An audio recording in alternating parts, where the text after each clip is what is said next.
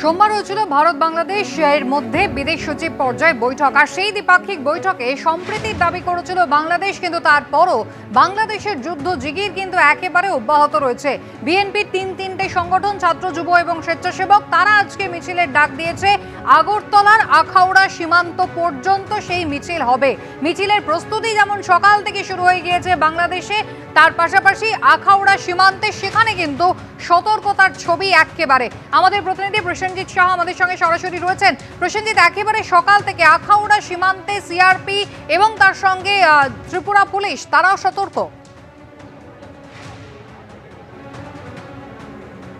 কুসুমিতা, এই মুহূর্তে আমরা রয়েছি আগরতলা স্থলবন্দর এবং যেখান থেকে 0 পয়েন্ট মাত্র কয়েক গজ দূরত্বে, এবং এখান থেকে ছবিতে দেখানোর চেষ্টা করব যে একেবারে 0 পয়েন্টের সেই ছবিটা এই মুহূর্তে দেখা যাচ্ছে। এবং আখাউড়া সীমান্তে বিএনপির 3 শাখা সংগঠনের যে সভা, তাদের যে ভাষণ, সেটাও কিন্তু এখান থেকে শোনা যাচ্ছে।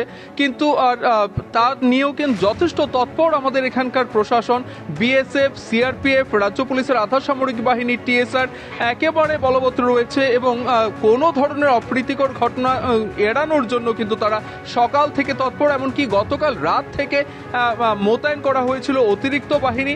এমনকি আখাউড়া সীমান্ত পর্যন্ত বিএনপির যে 3টি শাখা সংগঠনের আগরতলা চলো অভিযান, সেই অভিযানকে কেন্দ্র করে কোনোভাবে যেন সীমান্তের কাঁটাতারের এপারে কোনো ধরনের অশান্তি, কোনো ধরনের বিশৃঙ্খল পরিস্থিতি সৃষ্টি না হয়, সেই দিকে কিন্তু সজাগ রয়েছে রাজ্য প্রশাসন। কিছুক্ষণ আগে আমরা এই রাজ্যের জেলা পুলিশ সুপারের সঙ্গে কথা বলছিলাম, তিনিও বলছিলেন যে নিয়মিত যে চেকিং সেটা বাড়ানো হয়েছে এবং বাড়তি নজরদারিও রয়েছে সীমান্তবর্তী এলাকাগুলোতে। ধন্যবাদ। একেবারে ত্রিপুরা পশ্চিম জেলার পুলিশ সুপার তিনি ঠিক কি দাবি করলেন নিরাপত্তা নিয়ে, দেখুন।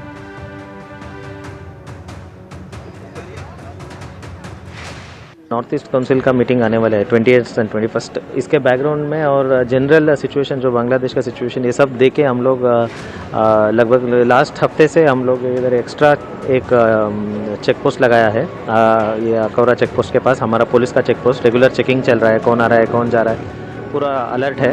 बॉर्डर एरियाज़ में ये हमारा बीएसएफ के साथ मिलके हम लोग जॉइंट पेट्रोलिंग भी कर रहे हैं।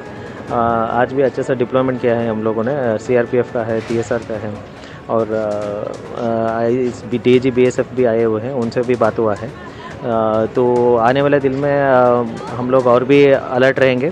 जो कम्युनली सेंसिटिव एरिया से उधर हमारा रेगुलर पेट्रोलिंग चलेगा, और पीस रखने के लिए जो जो स्टेप्स चाहिए वो सब हमने लिया है। বিএনপি 3টে সংগঠনের ডাকে যে মিছিল আজকে আখাউড়া সীমান্ত পর্যন্ত যাওয়ার কথা রয়েছে, তার জন্য আগাম বন্দোবস্ত কিন্তু ত্রিপুরা প্রশাসন করেছে।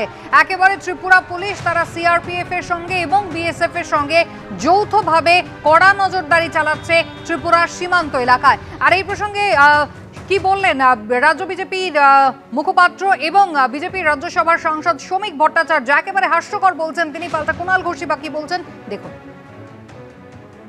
এটাই হলো শতাব্দীর সবচেয়ে বড় জোর। এখন এটা নিয়ে কোনো হাসির খোরাক হতে পারে, কিন্তু এটাকে যদি কেউ রাজনীতিগতভাবে নিয়ে সেটা নিয়ে রাজনৈতিক বিতর্ক শুরু করতে চায়, আমার মনে হয় মানুষই তাদের অস্থির মস্তিষ্ক বলবে কিংবা উন্মাদ বলবে।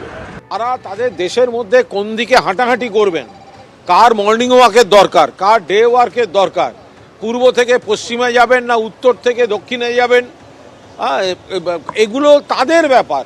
কোনো দেশের অভ্যন্তরীণ বিষয়ে আমরা কোনো অবস্থাতেই কথা বলতে পারি না, এটা মাননীয় মুখ্যমন্ত্রী বলে দিয়েছেন। কিন্তু আমাদের উদ্বেগটা যে জায়গায়, যে বাংলাদেশের ভেতরে অশুভ শক্তির অস্থিরতা, ভারত বিরোধী শক্তি, পশ্চিমবঙ্গ বিরোধী শক্তি, যে অস্থিরতাটা, সেটা না থামালে এর সুদূর প্রসারী প্রভাব পড়তে পারে। ওখানে দায়িত্বহীন জ্ঞানহীন কথাবার্তাগুলো এখানকার সব মানুষ দেখতে পাচ্ছে, শুনতে পাচ্ছে। মানুষ প্ররোচিত হয়ে যাচ্ছেন, উত্তেজিত হয়ে যাচ্ছেন, আবেগে আঘাত লাগছে।